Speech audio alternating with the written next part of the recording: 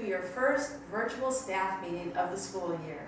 After not being able to log on to Skype on Monday, we decided to do our Moodle webinar next week. So instead, we're doing a virtual staff meeting. Pretty short. So first, you recognize this is my Moodle page. Just so you know, I've updated all the upcoming events so you can take a look at what's going on. Chisinau Day is next Friday. Be sure that you're practicing with your class, reading them folk tales, and including information about Chisinau Day in your weekly email. Game night is coming up too. At the PSG meeting, we discussed the things we'd like teachers to do. Number 1, all teachers need to send Hilda Johansson 3 different questions. The first 2 questions should be about something that's going on academically in your class, like what you're studying in math, or what you're doing in Russian this week or next week. Your third question should be something specific about your classroom that no one else but your kids would know, like what picture is above Mrs. Lopez's desk, or what book was Mr. Haberman reading last week. Also, Hilda is going to be cooking for everybody, and it's 75 lei for everyone who attends, but teachers eat for free. So we'll need a couple of teachers to go. They're grilling chicken on the grill, and she's making Brazilian rice and beans. It will be delicious. And lastly, please show your students how to log into Moodle, because if they don't log in, what is the point? Anyway, that's my portion of our virtual staff meeting, and now I'm going to turn it over to Ivo. Hello guys! We're so excited! It's something new, huh? It's really hard to speak without seeing your faces, but we'll try to do our best. So a couple days ago, maybe more like 10 days ago, we had our first no electricity hour at school. We think it passed pretty well. We'll debrief with you a little bit later, because online it's hard to debrief, like virtual it's hard to debrief, but we'll debrief a little bit later. What we wanted to show you today is this. It is lots of data in here, but it's very cool data. You'll be, no need to, yeah. It's very cool data, and we'll send it to you electronically too, so you can see what's this. This is how much electricity we spend as a school. This is the total number. I'll just tell it to you so you have a picture, like you have a better picture, understanding of that. This is 18,356 lei a month.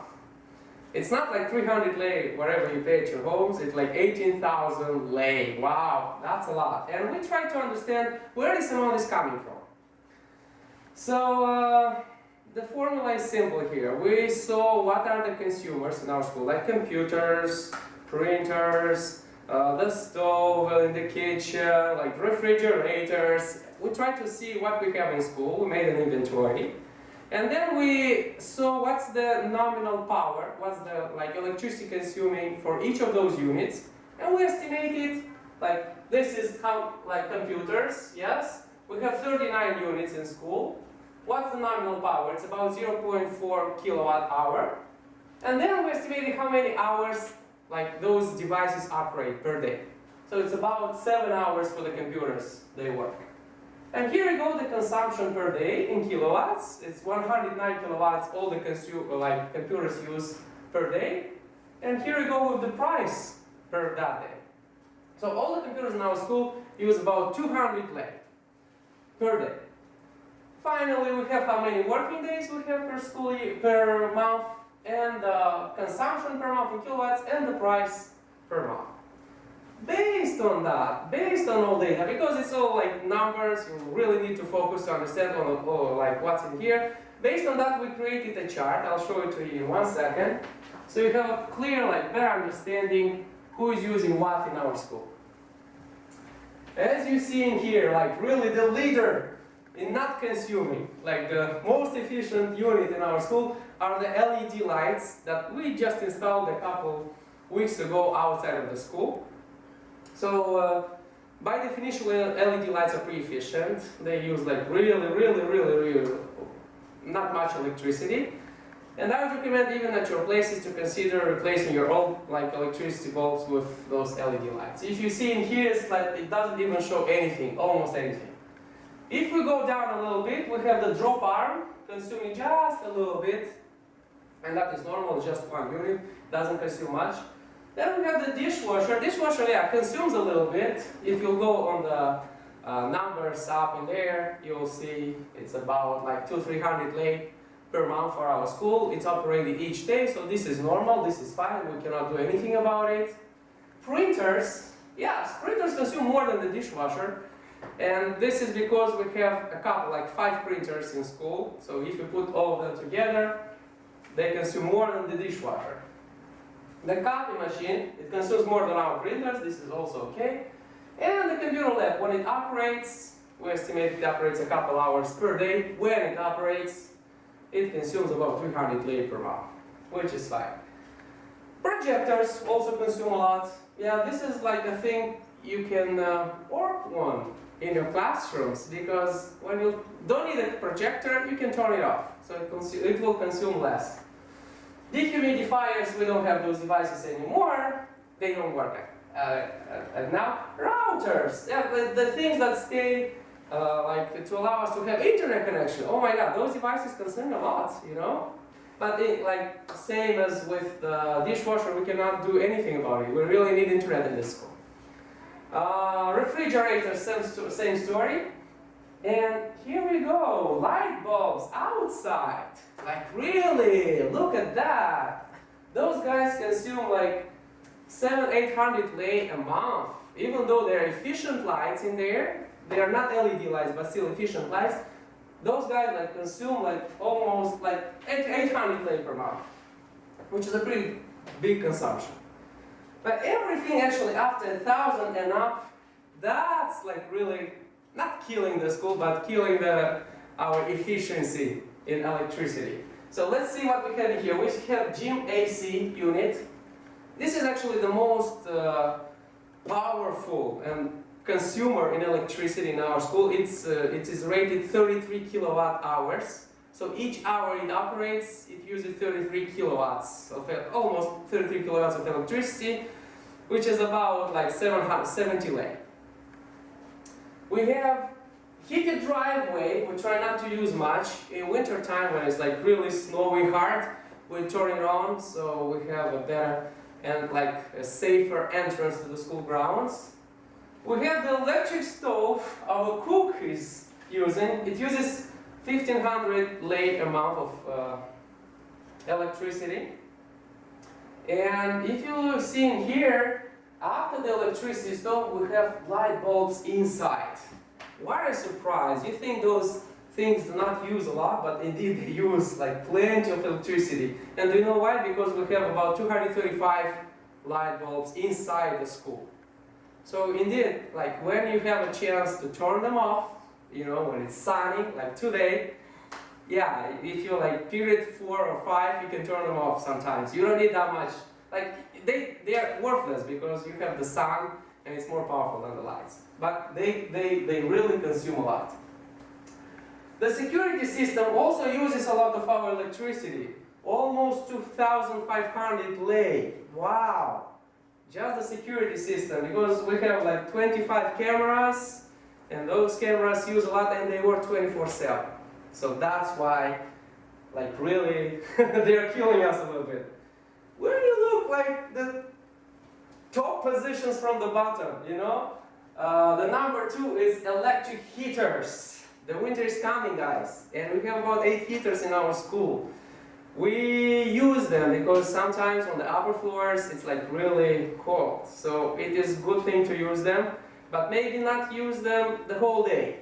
You turn them on in the morning, like use for a couple hours and turn them off. Yeah, just try to do that if you can, okay? Because they really use a lot. So this is kind of almost on top.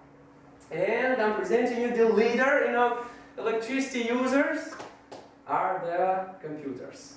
Yes, believe it or not, our computers use more electricity than any of the other electric devices we have in school. They use about 4,500 lei, like in worth per month. So this is like really crazy. So this is why it's important, at least when we leave home. Okay, during the day you need them, use them as much as you need, but when we leave, let's turn them off. Yes, it's like really not being efficient in whatever we do. And do the same not just at school, do the same at home. Yeah, it's a good practice. Teach your children also to do this. Turn it off, turn it off. You don't need to have it on the whole day like 24/7. Turn it off.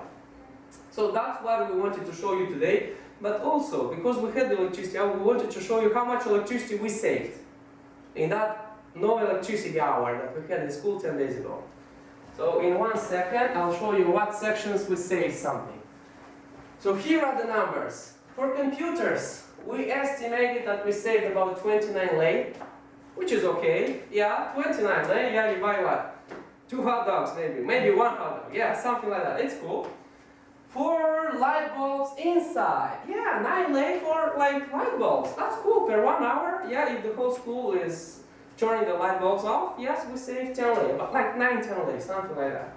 We also saved something on the projectors, yes, like 1 lei, almost 2 leis for a projector.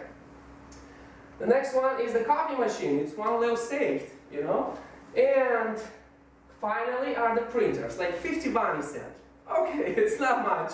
And we really don't care about saving this. When we do the no electricity hour, we mainly care about building habits of like really being efficient in using the electric devices we have in school and you have at your places. So if we would total those amounts, we would have like 42 leis. Yoo-hoo! Congratulations, 42 leis we just saved in 1 hour. We'll do this each quintile, but before we go ahead, we'd like to also hear back from you. You can send Lisa and I emails, or we can debrief that during our next staff meeting. Thank you guys. So as part of our virtual staff meeting, we're going to interview Mr. Lopez about his goal setting for Student Success Forum. I was really impressed with Brig and the goal that he chose. So, Brig, what was the goal you chose for this? I chose math, mathematics. And why did you choose math? Well, last year I looked at the scores for reading in the math testing, and I thought I'd do something a little bit different this time and look at the math portion of it.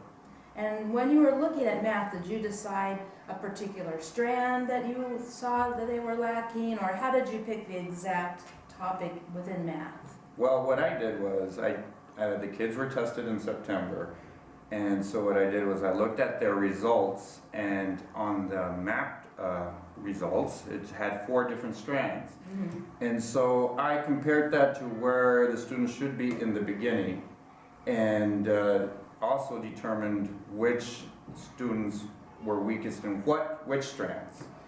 And through that information, I was able to determine that they were weakest in a certain category, Okay. and that would that made it obvious that would be the focus for that year. That's great. So Brig's focusing on numbers and operations for this year, and he has a lot of really great ideas that he's going to use with his class to increase their knowledge of numbers and operations. So how was the meeting? Were you nervous? Which meeting? Our goal. Oh yes, I was very nervous actually. I didn't know what to expect, but it went well. And did you survive? I did survive. I'm not dead. I know she's rough, isn't She's she? awful. Well, you know what? I thought you have a great goal for the year, and thank you for doing this interview, and I'm looking forward to watching it throughout the year. Thank you.